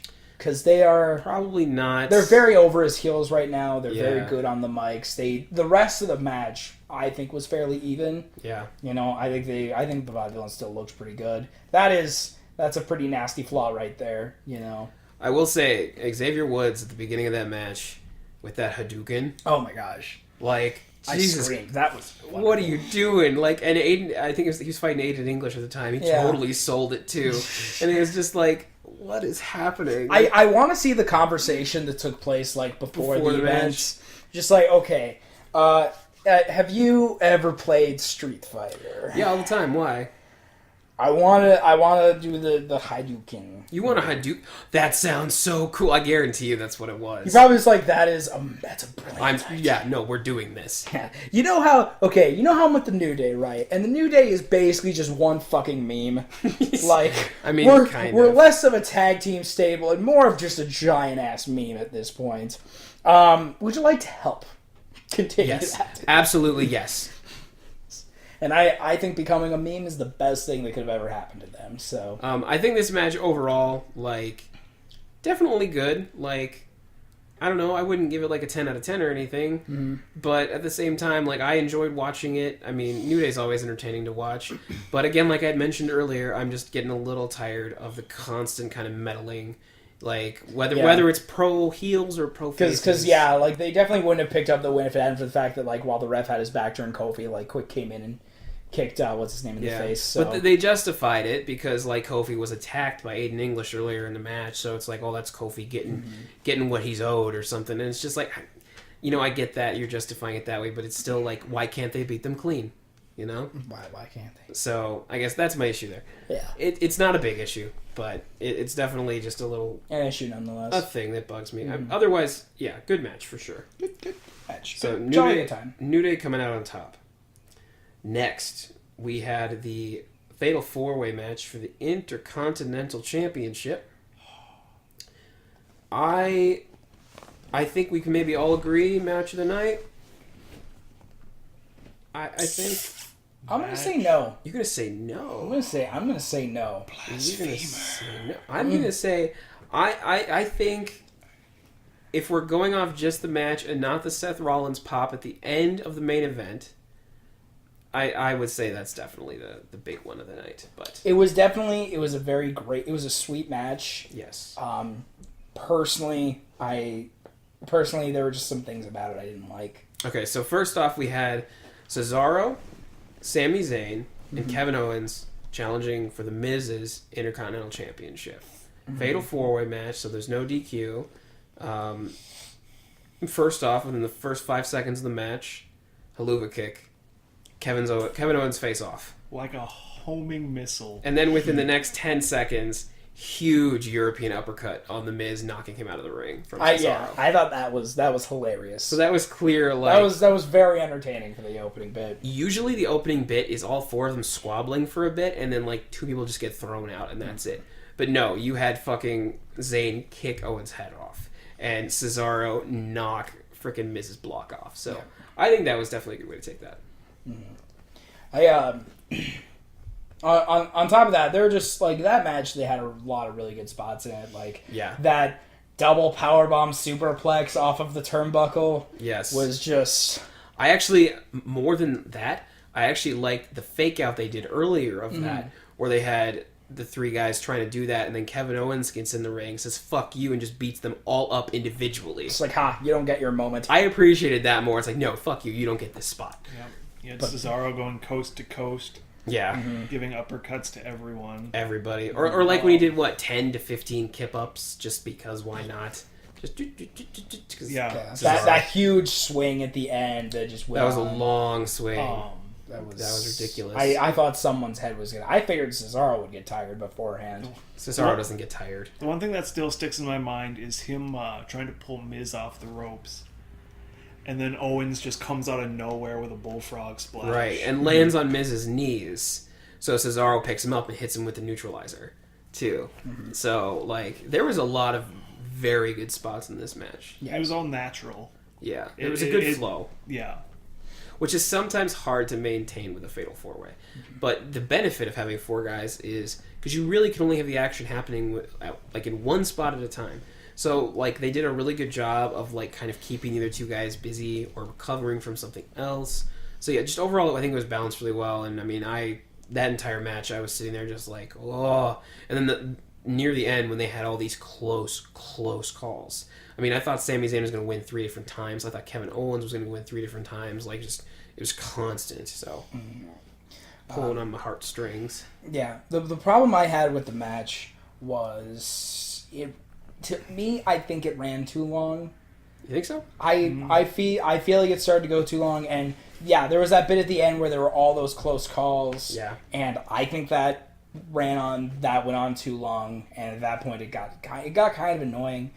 Just the general end of the match, I just wasn't happy about. Like the Miz picking up the win because Kevin Owens and Sami Zayn got distracted hating each other, because it doesn't change anything. I don't like the fact that, like, the Intercontinental title just kind of got thrown by the wayside to make room for the big Zayn-Owens feud. Yeah. But that ending was a push for the Zayn-Owens feud, which is probably going to come to a head at SummerSlam. And it solidified Miz as being this slimy little nematode, which he is so fucking good at. The thing is that I feel like all those pushes were not needed. Like, Kevin Owens and Sami Zayn have been fighting for the last, 5 years now. And I think it's okay. The Miz has been a slimy toad for the longest time. It changed nothing. See, and I was talking... all it really did was it made Cesaro look bad. I was talking to John about this before, and I was thinking, I don't think they're going to put the IC title on Cesaro, because I think they're pretty close to just putting him into the main event picture. I think they're getting there. So I think, let the Miz have his IC title and let some other people kind of squabble over it. But, I'm excited to see the culmination of Zayn and Owens, which will happen probably at SummerSlam again. But yeah, I don't know. And I will say, if you're gonna end the match not super clean, have kind of oh well that ending was rare. To have the Miz come out the way he did was kind of perfect, because that's his character. That made sense for him. I'm gonna literally they showed a shot of him actually barely being able to crawl onto the guy, and it's just it definitely fit, I think. But I don't know, that match had enough high spots for me that just it all resonates really, really well. So yeah. Now, if you had to give that match a rating, 1 to 10, I think for some of the last matches we should actually just give them our solid ratings. So 1 to 10, 10 being the best match I've ever seen, and 1 being Hornswoggle versus Big Show or something. What would you guys give? What are you this? Talking about? That's a 10. That is a perfect 10. That's only a 10 if he javelins Hornswoggle. A one match would be Heath Slater versus Pirate Paul Burchill. Yeah, that'd be pretty bad. Although I miss Pirate Paul Burchill. I digress. We all. All right, so let's give these. So IC title Fatal 4-Way ratings. John. Ding. A 9. All right. 9. Varric? I'm gonna say it's a 6. A 6? Yes. Going all the way down to... See, I'm wondering if that's because something else on this card is, much better for you. I don't know if I'd go as high as a 9. I'd give it, an 8.5. Well, if you put it on the scale, it's 10 is, the greatest match I've ever seen. It's definitely not, it's not like The Rock Hulk Hogan or To be fair, any of those like big iconic matches. Yeah, like because there's a lot of like huge like Kurt Angle Lesnar from WrestleMania 19. Yeah. Like that might be a 10 for me, but yeah, I give it an 8.5 because I think there was enough.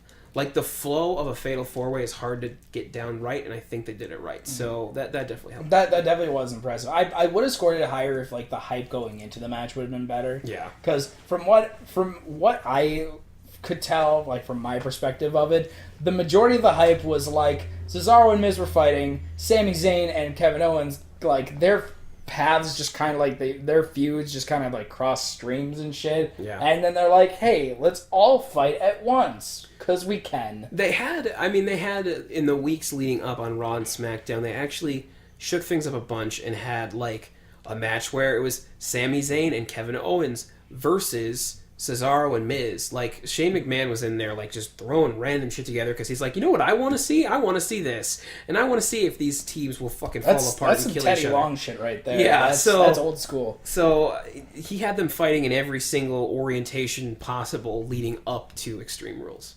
So there was definitely some build there. I mean, at Payback we had the whole thing with the match getting thrown out. Yeah, which. That was irritating. Mm-hmm. It's like, how far ahead are you thinking to the point where they'll actually take a pay-per-view match and let it like fall apart? Mm-hmm. So that's I think a little questionable. We're okay with just throwing this one just in the toilet. So the next match, not for a title, but a unique one, was Chris Jericho versus Dean Ambrose in the first and probably only Asylum match. For me, that was probably my favorite match of the night. Really? Yeah. Okay. Interesting. Why? Because I think Dean Ambrose and Chris Jericho are very good competitors. Yes. Especially, I think they work off each other very well. I like the chemistry of Chris Jericho being like this seasoned veteran with Dean Ambrose just kind of being this like, this punky kid who's like not been around for as long. Yeah. I'm a sucker for a good hardcore match, and for me. The pay-per-view is Extreme Rules, and I feel like this delivered more than any other match. I can agree with that. With the PG era of WWE lately, it's very hard to get a traditional Extreme Rules match. So to have a unique one in this environment that actually used weapons the way they did, it was kind of refreshing because... For me, I feel like this was PG era Extreme Rules booked right. Well, it's like the match after this, which is the women's match, yeah. was a submission match, which doesn't make sense to be on an Extreme Rules thing. That's not particularly extreme. Extreme Rules just kind of turn into, let's just make sure most of the matches have stipulations and call it good. Yeah. So. But yeah, because I'm not super opposed to PG era wrestling. I totally think it can be good. You don't need a ton of stipulations and gimmicks and blood and guts, for a match to be good or memorable. Right. Like you said with that last match, there were tons of good spots, and there wasn't really any foul play at all in it. In this match, it was very unique. It was a brand new to WWE concept, which they haven't introduced a new like kind of gimmick match like that in God knows how long. That's true. I don't think they've had one in a while. They haven't had one since like what, the fucking Punjabi prison match. Maybe it was Hello, Cat. Maybe it was Money in the Bank almost. Yeah. And that was a long time ago. Hi, Cat. Cat has something to add. Okay. Why don't you? I gotta switch cards again. Why don't you keep, or maybe John, you can dive into some things you liked about that match. Well, okay, John. What was your thoughts on the match? It was long. So long. Which I had heard was because they... Cat. Can I help you? The cat wants to be on the podcast. Or she's hungry. John. Either or. Okay, so it ran long. Yeah, which... Apparently there was supposed to be a 10-minute talking segment during the pay-per-view that was suddenly cut. I'm okay with that, to be honest. I've never been a fan of talking segments during pay-per-views. Well, all the rumors are that it was a Stardust segment. Oh, that's funny. And so the 10 minutes got put to Just kind of got added to the match. Yeah. I personally wish it had been added to the Fatal 4-Way. I totally would have gone for another 10 minutes, but it is what it is. Jesus Christ, no. No, why don't you go? You want to go? Just thinking about it. It's like, but I want to stay. I have real opinions on this match. I didn't watch it, nor can I really process what any of it means on account of me being a cat and such. The Reigns Styles match was bullshit. My opinions will be heard. One of these days we'll get the cat on the podcast. One of these days. Yeah, I could see why some people would, feel like the match had run long. I don't know. It might just be like the fact that they introduced so many old school elements like the tacks and the barbed wire 2x4. Like that's probably fan service for, the McFoley fans like myself. But I think it was just executed really, really well. My biggest criticism was like 5 minutes into the match, you knew that every single one of those items hanging above the ring was going to get pulled down and used. Yes, you did. Yeah. Like it was just like, well, now they're going to do that one and they're going to hit them with it. My only issue with that match was it was long. That was the thing for me. Is it was just very, it's kind of predictable. Like you knew they were going to use everything at some point. Yeah, it went a little long for me. That was it. Jericho with the 2x4 with barbed wire basically just kind of brushed Ambrose with it. That didn't surprise me too much. You can't really hit him with a 2x4. It was like this is more or less like a 2x4 covered in like Brillo pads or something. Not necessarily 2x4, but yeah, you can't do like the kind of damage you could do with it. I personally speaking, I really like the whole bait and switch that throughout the entire match. They were like, why is there a plastic bucket hanging up there? What good's that going to do? Because there was a mop, and a mop and bucket makes sense. Right, and so you see Dean Ambrose reaching for the bucket, just like, well, what are you going to... It's just a bucket. What are you going to do with it? And then it's like, oh, there's a lid. Open it. And, like, the second he just, like, looked in and smiled, I'm like, fuck. I know what's in it. Are they seriously going to do it? The second you saw the bag, it was just like, no. Like, everything, like, my entire life... JBL didn't know. No, of course. JBL was like, what's in the bag? What's in that black bag? JBL doesn't remember what he has for breakfast on pay-per-view nights. We talked about this when we were watching this. I've come to the conclusion that JBL... he's not so much a heel commentator as much as he is the dad that gets drunk at Little League games and starts fights. Did you tell him my idea? Which one? The little live thing in the top right corner. Right. You replace that. You wanna? You go ahead. Okay. My idea is like it says like a little thing that says live. Every once in a while, it changes to JBL's blood alcohol content. So you can kind of keep tabs on him. Yeah. That way you know just how many drinks JBL are we talking to? Are we talking to 2-drink JBL or 4-drink JBL? Yeah, there's no doubt in my mind that he's completely wasted at every pay-per-view and probably has been since the Acolytes broke up. Yeah. Ooh. But yeah, like it was really apparent though this entire pay-per-view, like he was talking in such a way like he was drunkenly defending his son at a Little League game. Like whoever the heel of the match was like his son. Like during the Miz match, he was like, "Hey, that's Academy Award winner, the Miz, right. And that was one of the greatest endings I had ever seen in my entire life. You don't even fucking know, man." He compared Dean Ambrose to Brian Pillman. That's right. That was another reference I never thought I'd hear in my life. Ever again, no. To be fair, a lot of people make that comparison, but to actually hear it on WWE TV... Yeah, that was the weird part. Yeah, I think... Overall, I think this was a good match. Again, you have guys like, Jericho really, he has like one of the best dad bods on the planet. But, dad bod and all, he's still one of the greatest... workers today. I still say not this one.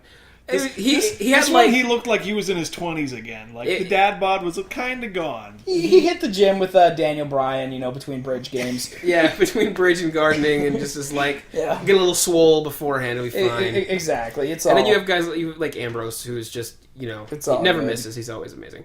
So, but the finish for that match with the thumbtacks and everything, that I didn't even I did not expect in a million years.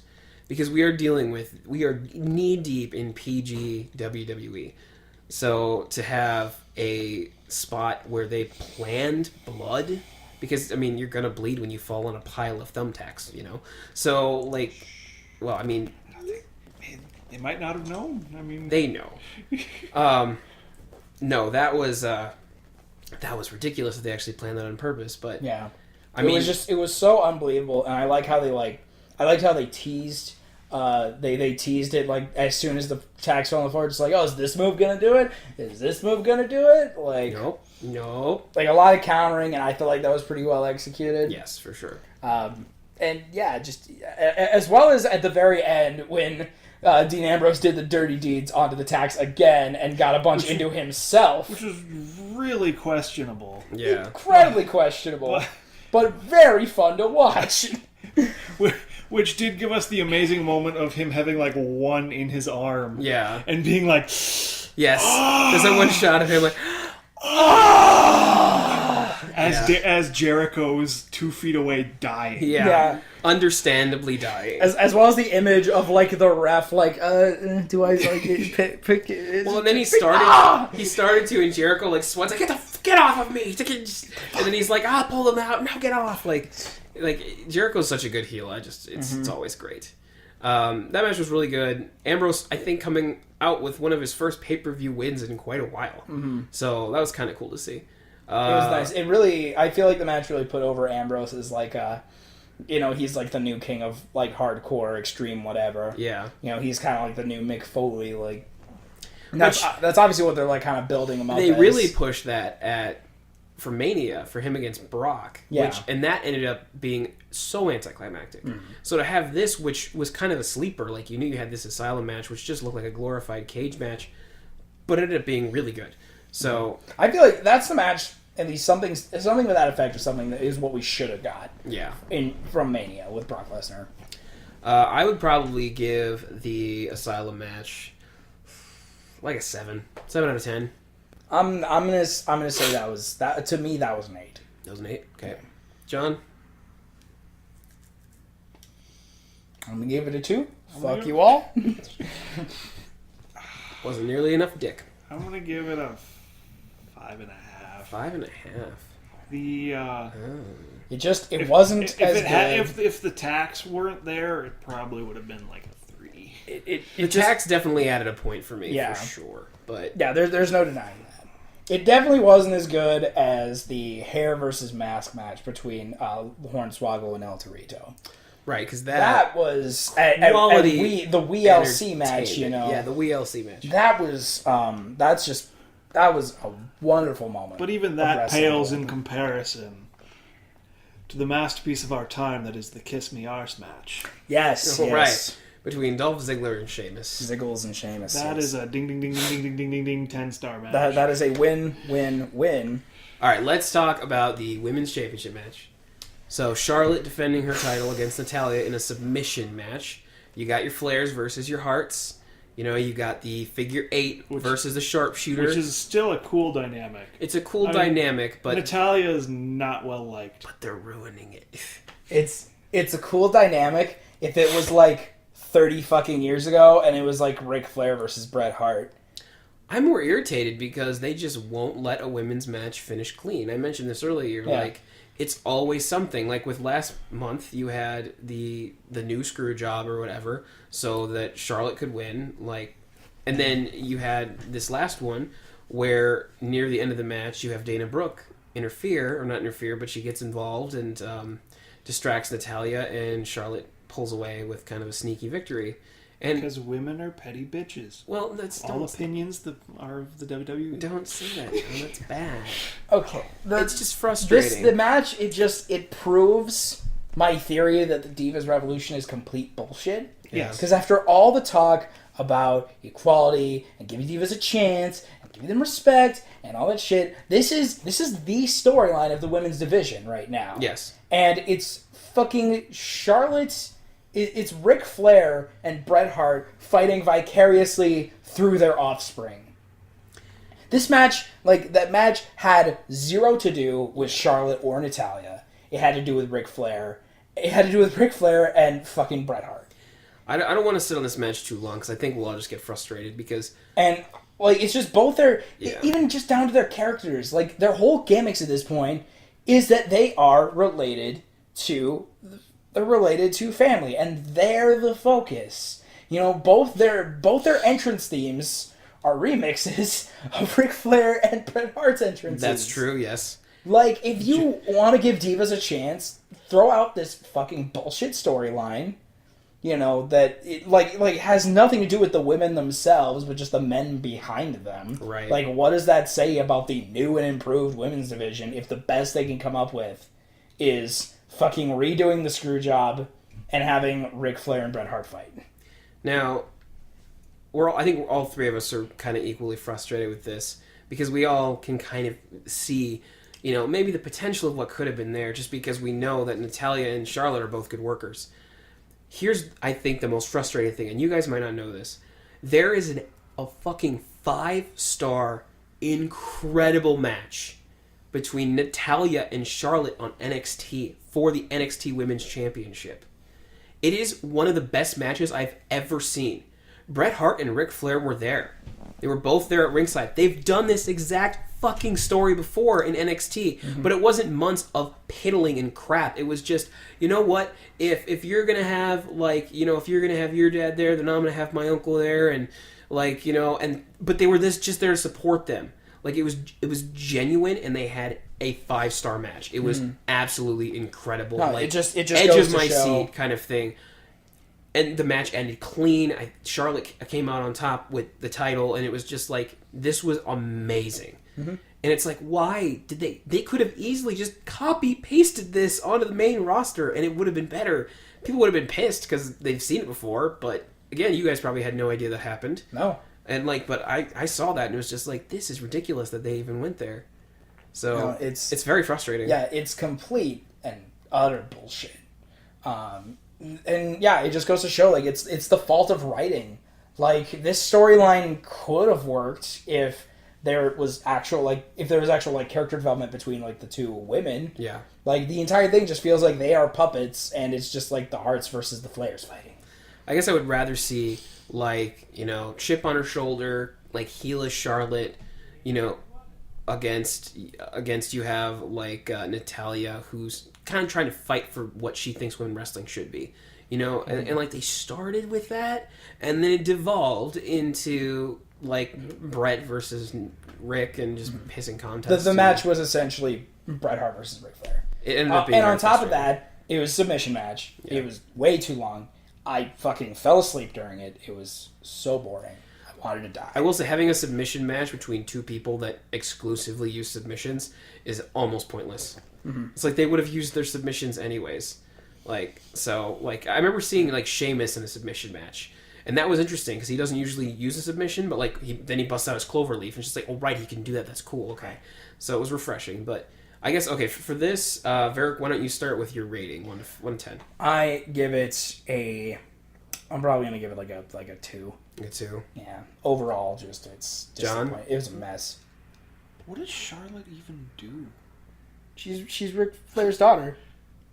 She has that natural selection move where it's like a snapmare, but she like goes like full body with the jump kind of thing, I think. And then she has, instead of the figure 4 leg lock, And then she has figure the eight. Yeah. Oh yeah, I knew that. I was like, Well, and then Natalya has the sharpshooter, but then she also has the discus clothesline. That's her kind of finisher. That's like the impactful one.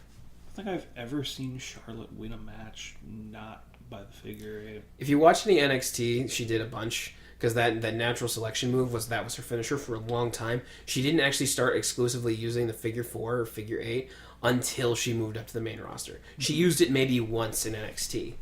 But they were like, nope, this is the storyline. You are Ric Flair's daughter. We are pushing it. You're going to use the figure 4. She's like, okay. So, John, rating. I'm gonna give it a 7. I liked it better than 7. the Asylum match. Wow. I think, okay, so I'm between... You didn't like the Fatal 4-Way match, so you can... I like the Fatal 4 match. The ending just brought it down. But, okay, so for me, between the fact that I didn't really agree with the ending, I don't know what the fuck Dana Brooke's doing there, And just the fact that it's just a running gag now, like it's just really making it hard to give. So I'm gonna give it like maybe a 3.5, maybe a 4, like a 3.85 or something, because it's very. I mean, I'm frustrated, so I'm really excited. Like the next time there's a clean end to a women's match for the title, I'm gonna like jump out of my skin because I'll be just happy. Fortunately, as you said, the next night on Raw, Charlotte finally chewed out Ric Flair, and yes, so she finally parted ways with Rick, which was at least nice to see. So that's at least a step in the right direction. Yeah, who knows what that'll happen? Charlotte versus Ric Flair for the women's title. Ric Flair wins, and then Ric Flair wins. No question. Hey, it's 2016. Because then he'll be a 17-time world heavyweight champion. Nothing's gonna change. No, it's just Dana Brooke's going to be doing all the bullshit now instead of Rick. Yeah. That's all it is. All right, so main event for the WWE World Heavyweight Championship. Champion Roman Reigns defending his title against the challenger AJ Styles in an Extreme Rules match. Speaking of which, did Roman come out last? Yeah. Yes. The only ones that didn't was New Day. New Day came out first because they had to talk for a while, which Varric and I noticed today. Because I thought it was... Because that's a big running thing, is the champ is supposed to come out last, and they have been refusing to do it. So this review was nice because almost every single champion came out last, except for New Day, who needed to talk. So. Yeah, they had an excuse because they had a talking bit. Good. I liked... I think my favorite thing about the Roman AJ Styles match is when it spilled out into the the crowd area, into the kickoff show area, and you could see Jack Swagger under the table, just snacking on Dusty's muffins. Yeah, snacking on Dusty's really stale muffins. Rest in peace, Dusty. And it's really rare. Going back to PG era, this would be the definition of an extreme stipulation, less straight up violence, more let's fight in places that aren't the ring. We're backstage, or we're by the kickoff panel. This is dangerous. Mm-hmm. I feel like it was refreshing to see. It was entertaining. It was another match that I feel like went on too long. You had a lot of good spots between AJ pulling the floor up so you could reveal the concrete. Yeah. The tables, having them go through multiple tables and things like that. Yeah, that was great. So there's a lot of good spots for an Extreme Rules match. The one thing, couple criticisms I saw, which I kind of agree with, but which also made AJ look really good, is none of the big spots were on Reigns. AJ got put through all the tables. True. And it was you've got this big unstoppable champion wearing freaking body armor, and AJ's getting thrown around like a rag doll, smashed through tables. Yeah.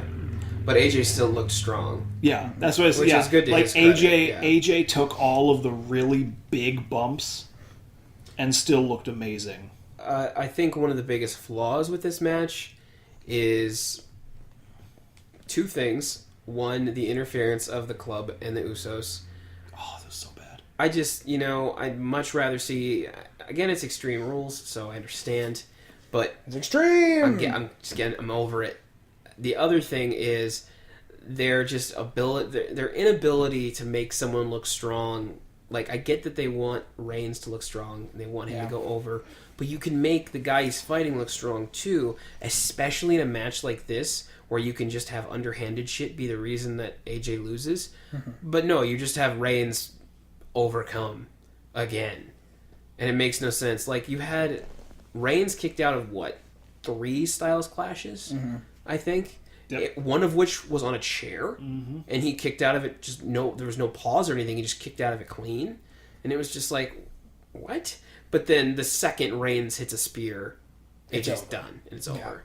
So I'm very frustrated with that, because and I don't know if that's on the writing, or if that's actually on Reigns maybe being allowed too much leeway with kind of directing the matches and stuff. Yeah, not really selling those moves. Yeah, I mean, after 3 Styles clashes, you should be done.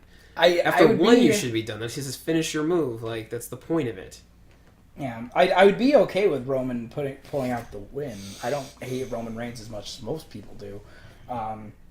But at the same time, like, if you're going to do that, you should at least make AJ look good. Yeah. And you have to put him through hell to eventually put him down. Mm-hmm. Not just, like, one spear and then he's out. Like, he did, like, he went through the tables and all that shit, but, it didn't flow right.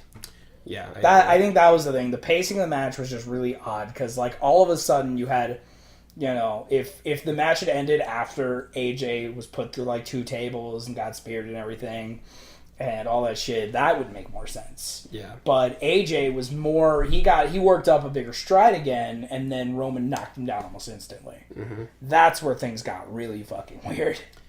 I really liked the spot where Reigns was, I think he was going to go for a Superman punch or something, so he was midair, and, like, AJ just football tackled him, and he just tumbled and fell. Like, I don't know, but that stuff always is really cool to me because it seems more real. Mm-hmm. So, like, to see someone actually just straight up tackle someone, like, they tumble and fall. Yeah. Just out of pure desperation. Yeah, and it's just like, God, that's so satisfying, though, to see. So, that was a really cool spot. Obviously, anything with the tables and stuff, that was cool, too. Was it AJ that got thrown onto the kickoff table, too? Yeah. Because one guy, I think it was AJ that got thrown into that. Mm-hmm. So, yeah, AJ took all the big falls, but he still, looked good. Unfortunately, we're now in a situation where Rollins is back. I mean, not unfortunately, because we all want Rollins back, but yeah. It's kind of unfortunate because, like, what does AJ Styles do now? Especially since he lost his qualifying match to be the Money in the Bank ladder match. So... My guess is he's going to feud with the club. You think so? Yeah, since he announced on Raw the next night that he's, like, officially done with their shit. Yeah. And he, even, like, leading up to that, he implied, like, I want to fight for the championship myself. I want to do it on my own. Yeah. And they still interfered anyway, obviously against his wishes. That would build up some heat. Maybe they're going with this, like, oh, there's a secret leader or whatever. It's a higher power. It's Vince McMahon. Who knows? It's God. We will fight God. It's God. We will fight God, and then we'll sacrifice Stephanie McMahon to the devil. It'll be fun. My guess is that he's gonna. My guess is that he's gonna feud with Bullet Club. Maybe he'll align himself with somebody else. And John, what do you think's next for AJ? What do I think's gonna happen, or can I fantasy book here? You pick. Because I'm pick one. Okay. What I would love to happen is my predictions come true, and Big Match John just kind of putzes with Del Rio for a while, and AJ decides to go for the U.S. title. AJ versus Rusev? It's not a bad idea. Honestly, think of those matches. I'd like to see the U.S. AJ... title would have, like, some merit to it. I would like to see AJ work his way through the entire WWE roster, because there's a lot of matches that we've never seen. I would really like to see AJ versus John Cena. I think that's up there with, like, dream match material. I don't care. I really don't. I know it'd be kind of like... Because you're dealing with, like, again, you're dealing with Big Match John, and, like, it's one of those things where I just don't think those two... I think AJ versus Seth Rollins, I'd take all of my money. Yeah. I would watch that for days, or like, so it was one of those things where actually when they had AJ and Jericho feuding right away, that was amazing, because that was like, and maybe it's like a body type thing, kind of, like you got a smaller guy against a smaller guy. They're both dads. They're both the battle of the dad bods. The battle of the dads. But, I don't know. We're getting sidetracked, but... So, overall, Rollins and Reigns, I think, was the saving points of the match. If the pay-per-view had just ended after Roman, like... It ended basically the same way Payback did, which was very frustrating. So to have Rollins come in at the end, his big return, pedigree Reigns, hold the title above his head, just coming back and claiming, here's the title I never lost, I want it back kind of thing. So, like, no words, just... You know. So I think that kind of saved that. I guess I would consider that part of that match, but yeah, that definitely was very satisfying. Yeah, that was a nice refresh way to wrap up the pay-per-view, because after WrestleMania and after Payback, where they had Roman Reigns just winning clean. Yeah. And Like, he picks up the victory, people start booing, the people in the truck turn down those mics, and we all just live in this beautiful fantasy world where everybody loves Roman Reigns, and no one has a shoulder injury, and who the hell is Sting? I noticed as soon as Roman pinned AJ, there was a lot of cheering. I noticed that the crowd got silent. It was like these really weird Maybe sounding they turned cheers. up like specific sections of the crowd that were cheering or something, like because they can probably I heard they can pump it in. I heard cheers, but they were like really specific sounding. Like it was specifically like a group of kids cheering. It could have been like a microphone that's focused on one part of the audience that was mostly children, which is I don't understand what WWE's doing booking AJ versus Reigns at all, because I just don't know what are they trying to do anymore. Because for the longest time they were trying to make Reigns see like God, he just can't win the big one. They're gonna keep getting down on him, and when he finally does win it, everyone's gonna like, finally he deserves this. He's worked so hard, but no one gave a fuck. And then so now it's like, okay, well, do you keep pushing that way, or do you dial back? Like, do you make him a face? Do you make him a heel? But then they paired him up with AJ, who he started as a face.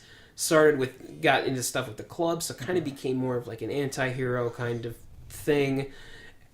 But then you still have Roman Reigns, who everyone just hates. So it's like, why wouldn't you put Reigns against the most like hated guy in the company if you wanted to be a face, or put him against a real baby face? Like, pick a direction. You're making it worse by keeping him in the middle somewhere. AJ was just a placeholder. They were like, Rollins is going to be back in like 2 months. We don't want to build a real feud. Yeah, so maybe we'll throw and it was kind of like AJ to the wolves. Well, like, and let's throw the universe a bone because people want to see AJ get a shot, and he had just shown up. He'd only been around since January. They're like, this is main event enough for people to be interested. Yeah, because I'm sure they knew that it was. Yeah. Okay, so what would be your overall rating for the match, John? Why don't you start? So for main event, and with your score, we're including Rollins. We're including Rollins, yeah. Okay. I think it needs it. 537. That Rollins return really just okay. If we weren't including the Rollins return, what would you rate it? 7. A 7. So Rollins added 530. It added 529. Yes. Okay, Varric. Okay. With the Rollins spot, I'd probably give it like a 7. Okay. And then without the Rollins spot, I'd probably bump it down to like a 5. Yeah, I think the match was a little long. I'm tired of the interference, and I'm real sick of people being made to look weak so Roman Reigns can look strong when no one wants it. So even with the Rollins spot, I'm giving it like a 5. Without the Rollins spot, like a 3, honestly. And that's frustrating for me because AJ and Reigns both actually performed really well, but there's just so much underlying crud with it that I gotta switch cards one more time. John, why don't you start talking about your overall score for the whole pay-per-view, 1 to 10, and why? I would give it an 8.5 out of 10. 8.5? 8.5. All of the matches are memorable, which is not something I can say for Payback. Off the top of my head, all I can think about Payback is Ryback and Kalisto. And Reigns and AJ, I suppose. All the matches were memorable. I think the Fatal 4-Way is a contender for Match of the Year.